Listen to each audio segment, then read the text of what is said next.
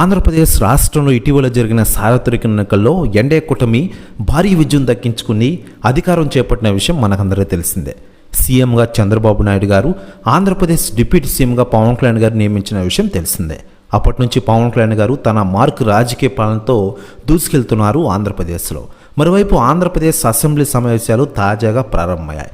Andhra Pradesh assembly సమావేశాల సందర్భంగా ఒక ఆసక్తికర ఘటన చోటు చేసుకుంది. మాజీ సీఎం జగన్, టీడీపీ ఎమ్మెల్యే రఘురామకృష్ణరాజు మధ్య సంభాషణ జరిగింది.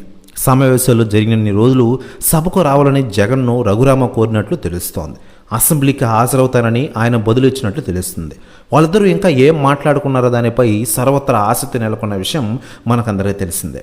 గతంలో వైసీపీ ఎంపీగా ఉంటూనే రఘురామ అప్పటి ప్రభుత్వంపై తీవ్రస్థాయిలో ఆరోపణ చేసిన విషయం మనకందరికీ తెలిసిందే. ఇక ఇదిలా ఉండగా తాజాగా రఘురామ పవన్ కళ్యాణ్ గారి గురించి కొన్ని కీలక వ్యాఖ్యలు చేశారట. ఆయన మాట్లాడుతూ, నేను అసెంబ్లీ హాల్లో జగన్ గారితో సంభాషించడం నిజమే, ఇకపోతే అసెంబ్లీలో ఆయన రావాలి, ఇకపోతే ఆ టైంలో జగన్ గారు పవన్ కళ్యాణ్ గారి గురించి కొన్ని విషయాలు నాకు చెప్పారు, నేను ఫుల్ షాక్ అయ్యా అంటారట రఘురామకృష్ణరాజు గారు. ప్రెస్ న్యూస్ కూడా తెగ వైరల్ అవుతోంది ఆంధ్రప్రదేశ్ రాష్ట్ర రాజకీయాల్లో.